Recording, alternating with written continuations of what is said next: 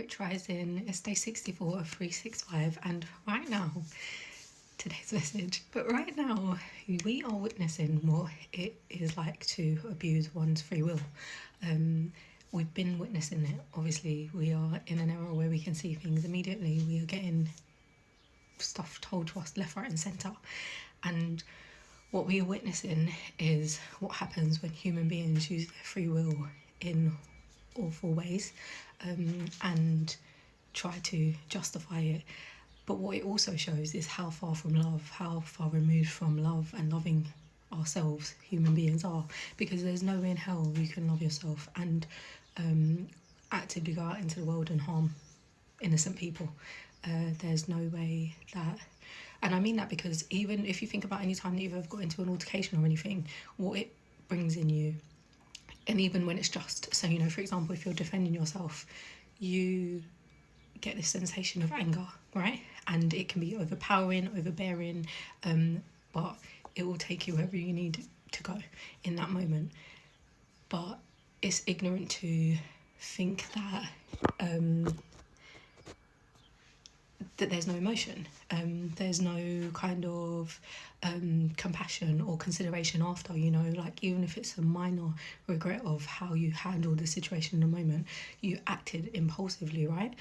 And so what we're seeing on a larger scale with what's going on in the world is people, human beings, enacting their free will and having no remorse. They're operating from, it's almost like they are zombies themselves, because if you love yourself, how could you behave in such a way? And your explanation for behaving in a way that you're behaving is greed. Who does that serve? Who does that serve? And I think what we're also witnessing is just an accumulation of lies upon lies upon lies that have been told to us continuously to brainwash us and make us believe that some of us are more capable than others. Some of us have a right to behave in a certain way than other people. It's just all lies. And as hard as it is, the most beautiful thing that can come out of it is really the realisation and awakening of human beings to the fact that there is no reason that we can't live in harmony. And I understand that obviously things are going to happen. Things always happen. That's life, you know. But I also think that's also the importance of communication, especially communication when you're not operating from a space of greed. Like if you're going into anything and you decide that, well, this is how it's going to be because you get to dictate that this is how it's going to be, that's not communicating effectively. That's not negotiation. That's not actually trying to work together. That's dictatorship. You know, you think you're the boss, so you're going to dictate what happens and how it happens. And it's like, we can operate, we're aware of that. Nature shows us that every single day. Wildlife shows us that all the time. Yes, there is still death, there is still harm, but it works in a more harmonious way, you know. So I just think this time is really a massive wake-up call, and we've been having massive wake-up calls. This has been a continuous thing for a long time, for a very long time, but I guess we could say since 2020, 2019, 2020, we've been really forced to open our eyes and work on our perspective, or become aware of our perspective and how it can be a massive hindrance to us as humanity, as human beings. I think that what we're seeing is free will play out in such a negative way, and a way that it doesn't have to be like this. What excuse do you have for murdering children? What excuse do you have for attacking places that you know are of importance to every country? What excuse do you have? And greed is not an excuse. Greed is a sickness. Greed is human beings greatest ugliness. It's the greatest sickness that human beings carry. Greed. For it's just sickening. It's really sickening.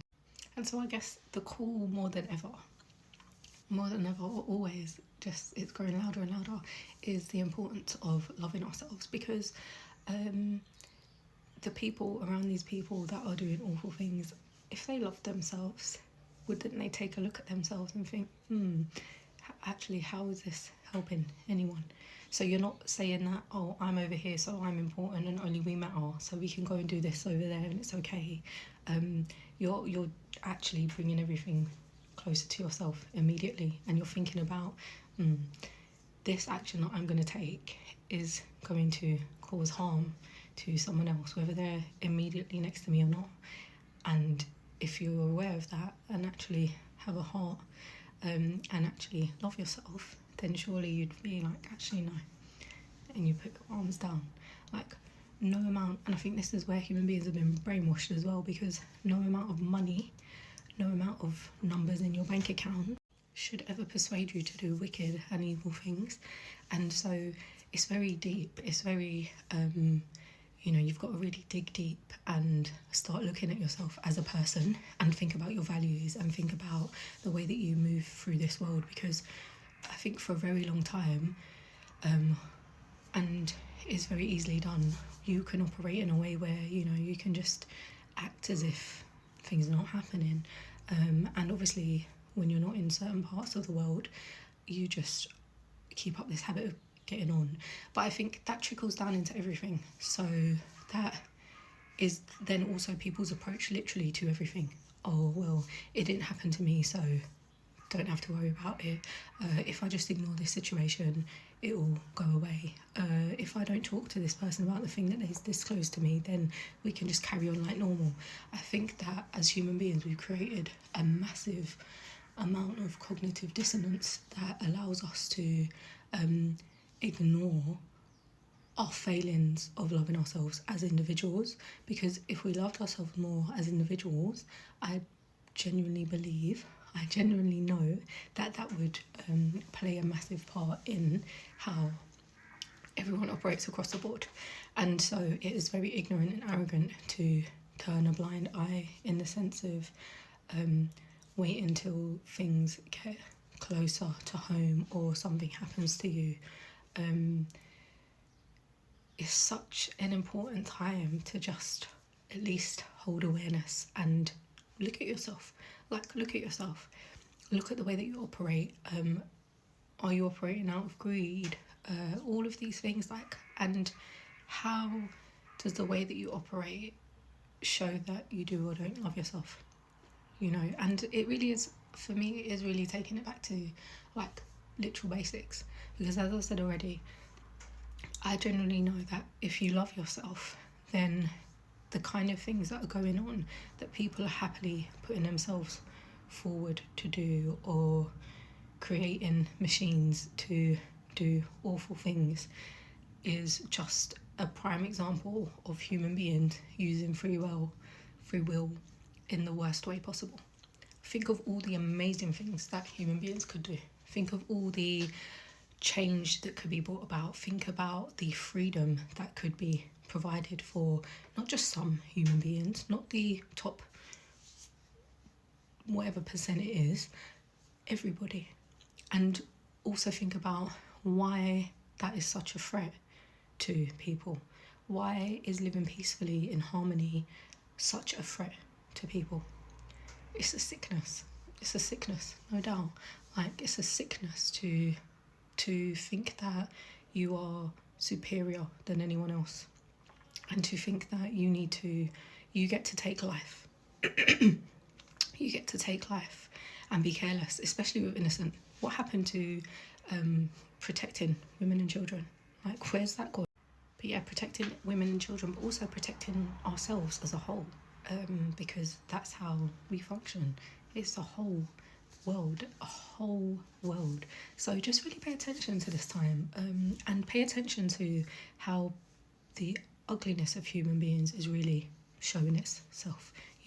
How human beings are choosing to use their free will, and make sure you're choosing to love yourself.